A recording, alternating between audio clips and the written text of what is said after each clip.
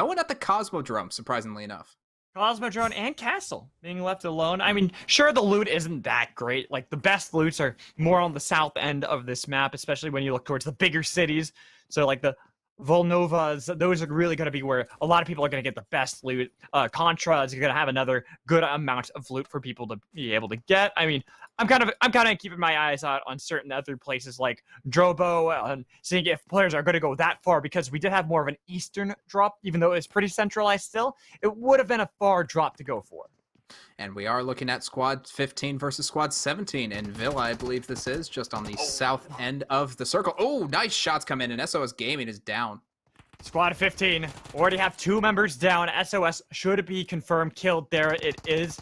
Going to be able to get that, but 17 still fighting against the remnants of 15. There was a knock that came in from Tensei trying to fight back. 17 are over on the other side of the hill. They're going up against Troll right here. He's already been knocked. Blue Moon, Tensei want to be able to push in and try to confirm the kill onto one more, but Keeper is behind them. No, Troll will finally drop, finally bleed out to death, but the rest of the members of 17 continue to battle. And it's looking like Squad 17, they had the advantage early on, but Squad 15 still fighting back, just need a couple more knocks and they'll be able to have this fight. But Squad 17, they are keeping strong. They still have the positioning, and Tensei, with the shotgun, not going to have the range that he needs if this goes any further. As we jump over here, 21 versus 1, 2 knocks for 1. Jack's inside of the building. Sage going to be able to confirm the kill the moment. Step foot inside of the house. Wants to be able to go upstairs, but knows someone is there. Will be able to get that, but we jump back over to the fight here. 17 versus 15. No, back to 21 versus 1. There's wow. one. Another knock. So Squad 21 just completely dominated that fight as Villa continues to rage on. Keeper trying to land the shots that he needs against Tensei and Blue Moon. It's looking like Blue Moon not giving him the angle that he needs, though. And this is just going to be lasting quite a while, so this is inside the circle. Inside the circle, Keeper has the micro Uzi.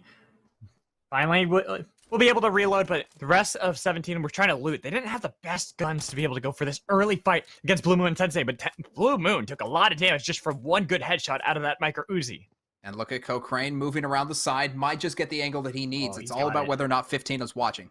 I don't think they know. They are so focused on Keeper right here that they had no idea. And we got to see a little bit of where the circle is. They'll all remain inside of it. Keeper, though, is living up to the name and keeping them held on these staircases, not letting them go anywhere. And this is getting to be a very close match, Magical, as we do see not Beicho moving around the side. This might just be the flank maneuver. It's all about coordination at this point. Oh, that flank is going to be brutal. Once Beicho shows up, going to be able to get all these shots on the Blue Moon and Tensei, who haven't been able to escape from the staircase just yet. It's looking pretty tense, but now let's skip on over to Squad 25, fighting against Squad 8. It looks like 25 is surrounded, but they have more numbers, so Squad 8 might just be walking into something they don't want to walk into. Yeah, Michael there bleeding out as well. It's now going to be just Fuego here, fighting 1v3. We've seen it happen in the past and be able to pick up a victory for a squad, but it doesn't look hopeful now as we continue to jump back to Villa, jump back to this fight of 17-5. Keeper slowly crawling in as Beicho has the flank potential. Blue Moon Tensei, God, you guys got to just run for it, I think, at this point. I would hope so, but it looks like Cochrane might just do the flank, and this is the maneuver. That's going to be it. Keeper moves in, backed up by the squad, and Squad 17 wins that cleanly. They were just setting it up since 15 that didn't even bother to leave, didn't even bother to try to get out of that fight. It allowed a 15 to be able to win the fight at the end as we jump back to 25 versus 8. Fuego on the other side of the road as 11 is here too. Could make it so that maybe Squad 8, the one surviving member of Squad 8, is going to be able to escape. We got to see where... Oh, wow. Wait. That is a northern circle. And also, look how many players are south right now. Squads 20, Squads 23, all those squads, I believe I'm counting at least 10 below the circle that are going to have to fight their way through each other in order to get inside. That is going to be a lot of fighting. They're all going to be pigeonholed essentially into one area, all passing by each other. But we jump up to the port in the north part of the map. 18 versus 9. PUBGMOBILE? PUBGMOBILE. I'm trying to say that right, because it's like Pegasus, but pub. Oh, I see. Because it's supposed to be like PUBG, I think. Yeah, that sounds right to me. It's like one of those clever names that you're just trying to figure out if you're saying it right, but I respect it both ways. It's a good try as May Ninik Tramp, Magic Tramp. I think it's Magic Tramp. Yeah. Magic Tramp makes a lot of sense, but there's a 9 in there, so Ooh, English doesn't work that way. Molly. Fire works that way. That was a great molly that came in from 14. Magic Tramp had to book it out of the attic, and here comes a push in from 14. Gonna get Magic Tramp down and out, execute the kill, even having the team just right outside, not able to show up to help out Magic Tramp. 14 getting the kill, still fighting against the remnants of 18. This is going to be a very close fight. A couple shots on to Meaty right there. Has to fall back as Mr. Fellini holding on with the barrel, just waiting for someone to peek. I like this strategy coming in from 18. They went around the wall so they could get the res, and Mr. Fellini's just on Overwatch, making sure that 14 can't possibly come through that window or surprise them in any way. Looks like Squad 14 trying to push up anyway, and there's some shots out, but Squad 18 comes out on top. Mr. Fellini, where are you? Has the barrel, was able to get the knock onto Crack. His sack over there, still inside of this house. A lot of damage, only 1 hit point left. This should be too easy. All they have to do is push in. Pengu on the side, has the weapons, has the flank, gets the kills, and eliminates 14. And Squad 18, they were down and out for just a second, managed to get themselves back up. They've lost Magic Tramp, but that is A-okay. They still win the fight, and now we skip on over to Squad 23 in the spring. Going to be fighting against Squad 5. Still fighting, still holding out, waiting for the fight fully. Not really wanting to peek out too early on, just kind of waiting to see what's about to happen. Feel like they're just being very cautious, and I can understand why. They're not exactly sure where all of the members of Squad 5 are. Since they're all held up inside of this one house, they want to be able to get better loot. Lord Vader here only having a micro Uzi, and it's pretty flat land right there, being able to try to peek in to get a couple of good shots from a range with a micro Uzi just don't happen, and with that much damage at least. Should also be pointed out, this is the southeast corner of the map for those of you not familiar, and the circle again is at the north side of the map. So regardless of who wins this fight, this is going to require a lot of legwork. There we go. So we get to see the circle. Yep, exactly. Everyone there. So many teams on this bottom half of the map, and with it going, nope, going all the way to the north, right around port. It's going to make it so that everyone's going to have to book it up, at least get towards a villa or even towards Mount Kresnik to at least have a position better after that to then move around. And you can see Squad 1 about to fight in Podvosto. Going to be extremely careful about that fight because it is near the circle. It is not in the circle. So if they want to win, they got to win fast. Yes, but they'll have plenty of time to be able to get in the circle. It is only the first circle after all, Sam. There's not going to be that much damage that happens this early on. The harder ones are going to be down here, all the way in the hot springs in the southeast corner where they're far away from everything. They're fighting against Squad 5, and they got a long run to make it to the circle where, sure, it's only the first circle. It's not going to do that much damage, but when you have to run into your opponents, that's going to be the big deal. There's the crate. It's kind of by itself, and unfortunately, no teams nearby, so that one I don't may think just go close enough, yeah. Maybe ignored entirely. Might, as you can see, just going to be able to take the snowmobile out of there. Able to at least get into a better position towards where Squad 5 are, who already left long ago before 23. 23, I think, thought that 5 were still going to try to fight them, but they didn't even care about that. They're like, we have a long truck to go if we want to even make it to the circle. We're going to bail now. And it looks like they want to go around the east side, so not directly towards the circle. Definitely a smart strategy to kind of wait around to get another vehicle and then pick up the rest of the team. Exactly. That's what they were going for. Get the vehicles, then they can make the beeline straight for the circle. Not have to take that super long route by the lumber yard on the east side and then up to Peshkova. That would take forever to be able to get to the circle. And while there are a couple teams in Trevno, it's not really where you want to be. You want to be inside of the circle, obviously. You want to be inside the circle as much as you possibly can. And Squad 21, a familiar setting in the villa, might be another couple of squads just deciding to reignite some old flames here. I was going to say, 2 completely different squads, too, which is even funnier. That it's not even the same squads that had been fighting before. There's one squad eliminated, other squad bailed. 2 new squads moved into the neighborhood and are looking to pick a fight.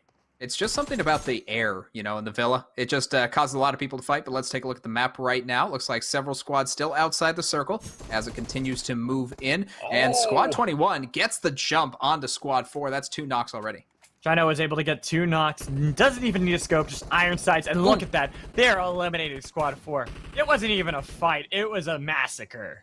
And look at that. Squad 21 just running circles around Squad 4. One member remaining. That's going to be Saint Demon. Not going to be able to make it out of this one. That's a staircase. We know how this goes, Magical. We've seen this before. Sorry, Saint Demon. It's deja vu, and you die in the same way that we saw before.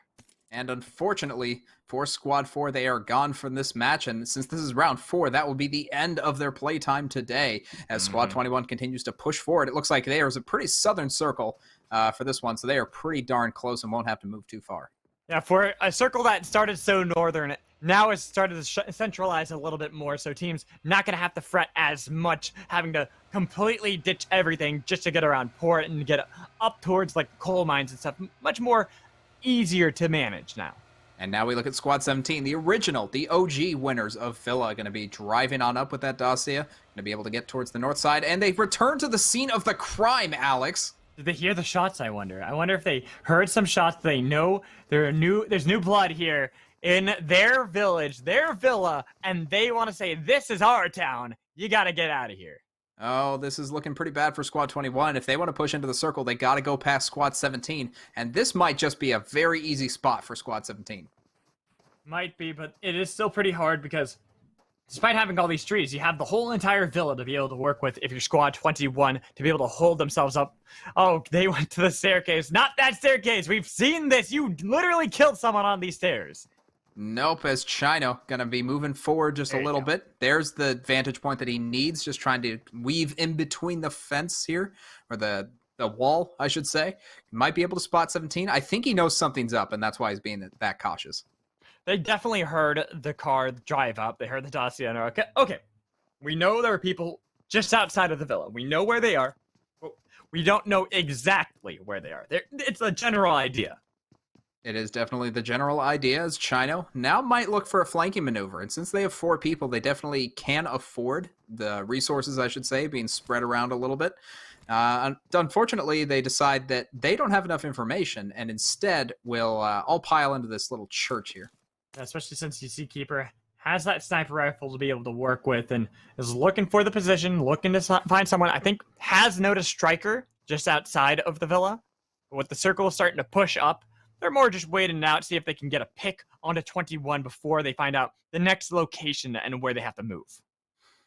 It's looking like 21 has vehicles of their own and will be moving around towards the south side in order to move around towards the north side. It makes perfect sense, and if you're afraid of that north mountain side, this is the best way to avoid it.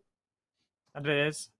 At least for now, just kind of working with that. It's going to be a while until we actually get to see where the next circle is going to go. But 21 bailing out of the villa, not even looking to pick that fight with 17. They beat 4. They're like, all right, there's no loot here at all for us to be able to win another fight. We're going to bail, try to find maybe some small houses, maybe another small village, and loot that up to be able to have another fight. Definitely going to be important to pick up all the equipment possible as they are down to 3 members. It looks like there are still 42 left alive in terms of total players. So Squad 22 wants to be sure that they are fully ready for the next fight that they get involved in. 22 nearby-ish to Squads 19 and 9. They're pretty far. They're just going to loot up for now. They lost Razor earlier, but they still have 3 members strong. It's just going to be about finding that good position, finding out where the next circle is going to be, and then moving accordingly to be able to hold up on a good position and a good incline to then punish, like here against 24, where 24 have 10 down on the hill. And it's looking like Squad 10 trying to move up. Quip, we've seen him before. Might just move up forward. Sarky, a little aggressive there, but there's the shots coming out and a knock already for Squad 10. Oh, but the reload in for Endichi already goes down. Unfortunately, the worst time to reload right as Squad 10 had pushed up 2 members now dead on the side of 24. And Wonder John gonna look at the rest of his team. He has 1 teammate left, and Squad 10 still rolling 4 strong, but do have to go into the hills in order to fight this one out. True, and they don't know where Wonder John or All-In are. They're waiting to see if they can find them before making this fight. They're just gonna hold up on the pro right here. Kind of waiting, saying, we don't need to go. We have the rock. We have the coverage. We're going to use our third-person perspective to see where Squad 10 are going to work towards here at the coal mines and if they're going to have to play towards us.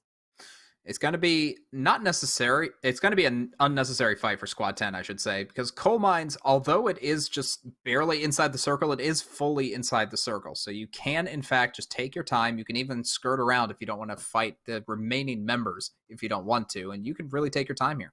So you notice right now the problem with VIKENDE compared to something like Erangel or even something like Sanhok. Having all the snow, you are very obvious in your location. You have to use this coverage to be able to hide away. The circle continues to go more north, forcing these teams to all play towards it, but a lot of teams have already gotten a position now. It's no longer before where they got caught off guard. They all were able to rotate up well enough as we go to 21 versus 20 and 23 over there just in the horizon. Looks like Squad 21 hasn't really run into any fights since they're a little kerfuffle. I should say almost kerfuffle with Squad 17, and so they will just be continuing to hold up inside the circle. They still have vehicles available, and they know that there might be some on the horizon. A striker even having, I think, the right there to be able to work with and try to find these long-range insta-kills onto Squad 2. They're just waiting. They're not sure exactly. They know that someone's up there on the hill, but they're not exactly sure how they want to fight this. They don't know the positions of others, so even if they find that potential pick, they could get immediately punished themselves. You have to worry about every other squad in the game because you have Squad 2. Yes, you know there's a squad there, but you also have to worry about 23. You also have to worry about 17, who saw you drive off. You don't know how many opponents are going to be around you and how many picks you can get, so you have to work fast. Working fast is what you do on a map that's small like VIKENDE. Not as small as Sanhok, but definitely small enough. Everyone's starting to get forced towards this northern half of the map, trying to play around the coal mines port. Zabaza. Nobody really knowing exactly what they do. Oh, wow, look at that. 23 actually pushed into 2. It looks like they're both in the same building, and this is going to be a really bad situation for whoever gets the first shots, and Judas Link goes down. That's going to be Squad 21 getting a huge advantage. Joint as well. There it is. Squad 2 eliminated. 23 will take control of this little village while 21 sits upon their hill.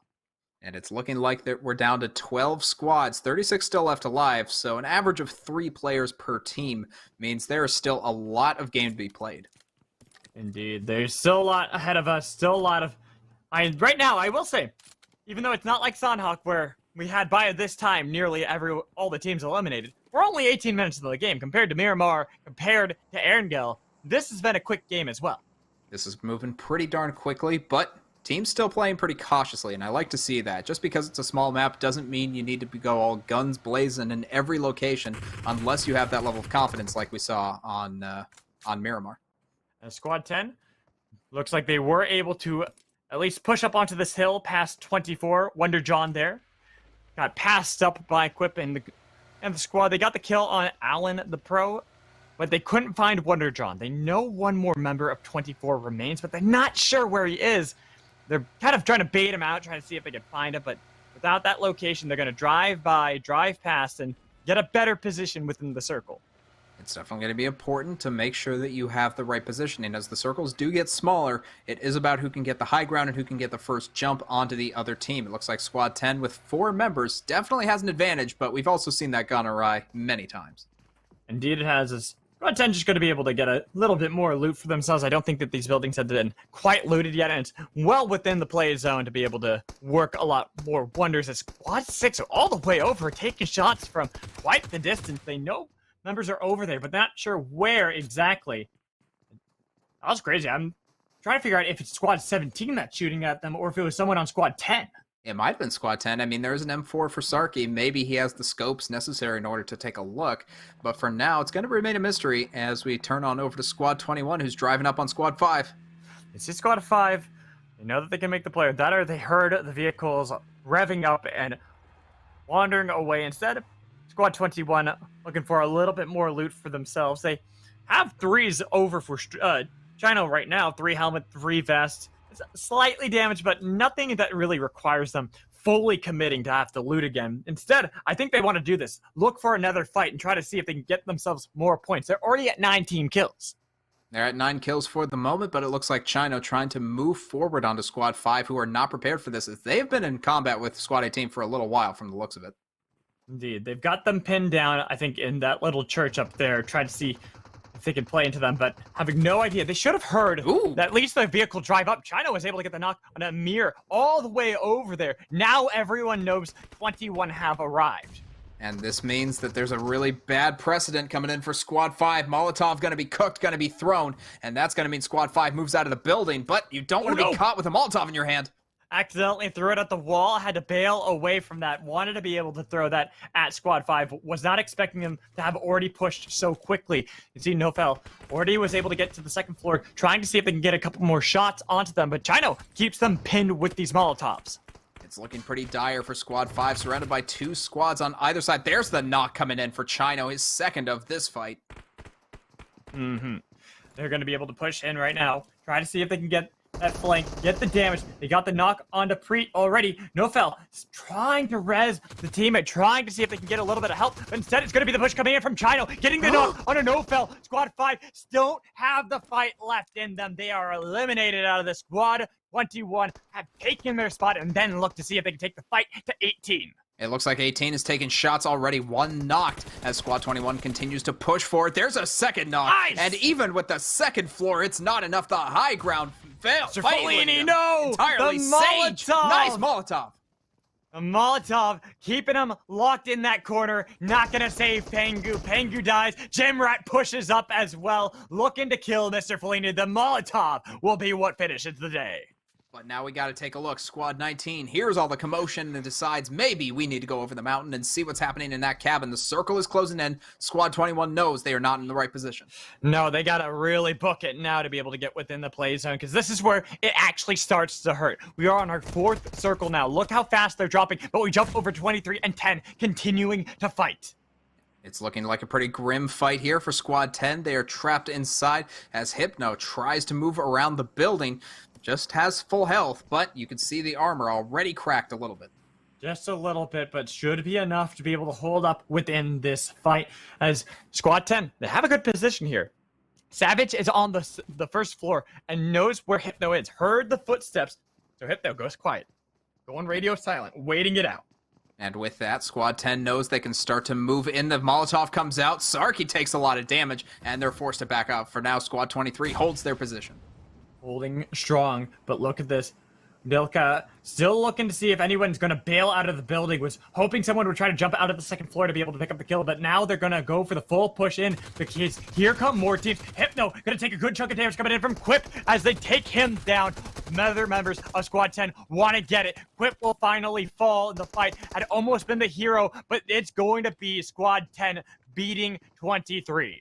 And with that, we skip on over to Squad 6, currently in combat with Squad 24, or looking on the hunt. I like the ghillie suit is white on this map. That makes a lot of sense, but will it be enough to deal with the one-man army of Wonderjohn? I'm not sure if they're even knowing where Wonderjohn is. They're kind of like looking for him, hunting him down, and have not found him just yet. Instead, they're pushing up slowly, getting themselves a good position to look against the other squads. They did find Wonderjohn, Codex Gaming, the one to get the kill. And Codex Gaming, JP47, this is a match made in heaven as these teams are starting to get very intense as we get down to the line.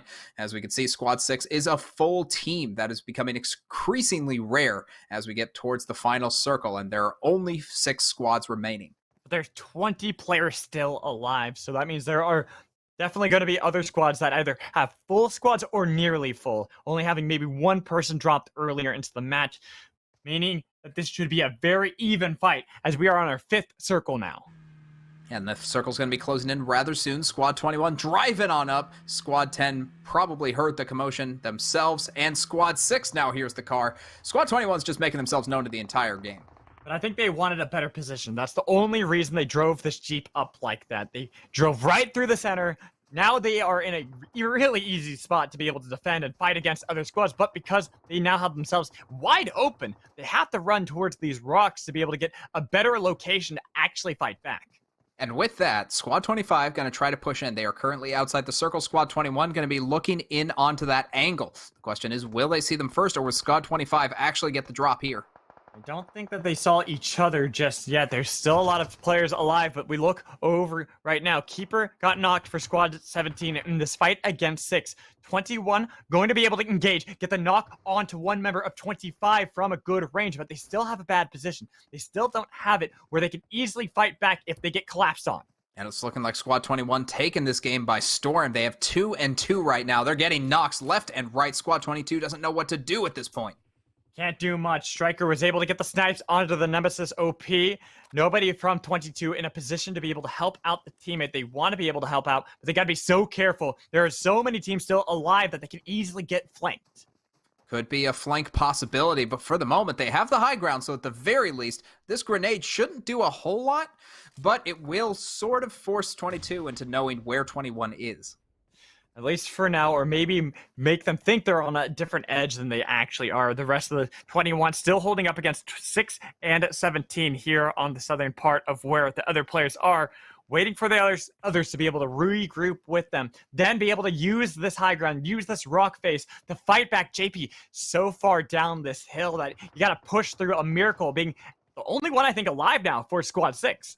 It's looking like that's the case as Squad 21 just scored big on the next circle. They are in the middle. They have the high ground. They are able to look down on every other angle that could come in. And Squad 22, Squad 17, and Squad 6 going to have to fight very hard to beat them.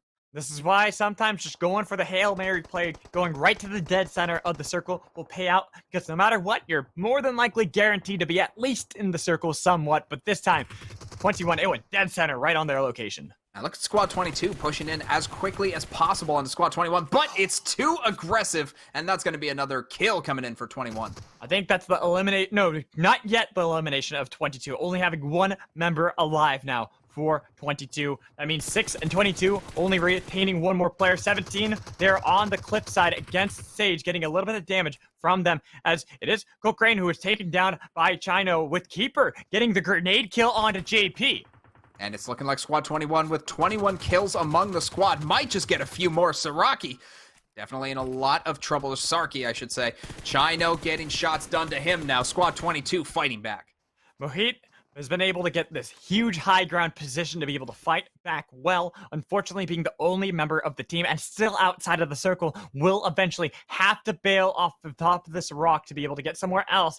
And once that happens, it's so difficult to be able to fight around a lot of these teams that are nearly full squad still. And now Squad 21, they have 4 members. They're healed up against the 4 members of Squad 10, the 1 of 22, and the 3 of 17. This is down to the wire, but it's still not that 1v1 situation quite yet. Is Chino going to be able to use a smoke for now, try to bait out where Keeper is. Knows Keeper is just there, right at the edge of the circle. Wants to be able to get these shots onto Keeper. If ever Keeper pokes, it should be an easy kill. But the question is, where will Squad 10 go? Because they have 4 members. Do they have adequate cover in order to get inside the circle? They're throwing grenades. They're making sure Squad 21 can't get to them. No, but they do have a similar elevation as Squad 21 here on this wrong face, right outside of the coal mine. So it could be, once they've noticed each other, the shots rain down, and it might just be a matter of time before one of them falls. It's looking like the painkillers are being taken up. Squad 10 knows this might be the final engage. So they are moving forward. They know Squad 21 is up on top of that rock face, and they are trying to get aggressive. Delica. Oh, shots fired. Good amount of damage on Jimrat. Mohit on the other side, waiting it out, just being patient about this fight, waiting for the teams to pretty much kill themselves within one another while you're playing for the points, playing for the team to try to see if you can rise up and be the top dog. And with that, Udikala trying to move in. Sarki also moving in from the other side. Squad 17 takes a few shots, and Squad 21 finds themselves surrounded on all sides. Mohit finally falls, though. Finally was taken down by Jimrat, despite the fact he was able to get a lot of damage onto Squad 10. Eventually did die. Sarki will be rezzed by, I think, not Quip, by Udelka, who's really close by to Sarki to keep him alive, keep them going, nearly full squatted still. It's looking like Squad 21, they still have the full members up, but that might not be enough, as Squad 17 and Squad 10 have seemingly made a pact, a silent pact to keep their aggression on Squad 21. Nicely done by Squad 10, getting the knock onto one of the members of Squad 21. Striker still waiting for anybody to try to scale that rock, try to scale up and get to their same position. It's only a matter of time. They cannot see Striker, sure, but eventually some team is going to be able to find the push into them. Now the question is, can the grenades work? Because if you can land the perfect grenade onto Squad 21, they'll be forced to disperse from their position, and you might just have the advantage then. Striker, you know that Savage is there, taking a couple shots at the vehicle. You definitely know that Savage was trying to get the flank onto you, but I like this position being held just off of the rock, so there could be the drop to get the flank yourself and be able to fight back. And with this, Squad 17, the dark horses of this match, are starting to get shots off, and this is where it becomes dangerous for Striker. They're caught right in the middle of two squads. They're able to at least get the knock with a grenade coming in from Quip. They're pushing up on top of the rock. Sage is waiting though. Prone wants to be able to find somebody, but you can see that not Baco was able to get the knock on Shino, and this is going to be Savage that takes down Sage. Only Striker remains. Will be able to return it back onto Sage. Looking for Quip as well. Executes one more kill, but 21. Here's 17 onto Keeper. Could not get the flank. Have been eliminated. Striker now versus the world. It's now Striker versus two members, I believe, that are still alive from Squad 10. One has been knocked, and there's the res from Quip. It's enough, and he has the time to get behind cover. This is a big match for Squad 21. We have seen this before. Last time on Sanhok, 1v3, the one was able to win. This is 1v2. Striker could heal up to the nth degree, has threes across the board to be able to fight back, even the AKM to do a lot of damage, but Striker waiting it out, waiting for them to push onto him. Now they spot it out. It's going to be the kill and the victory for Squad 10. Squad 10, they waited out. There's one beautiful grenade that comes in from Quip, and suddenly the entire situation turns itself on its head, and Squad 21 finds themselves out of sorts. Well done.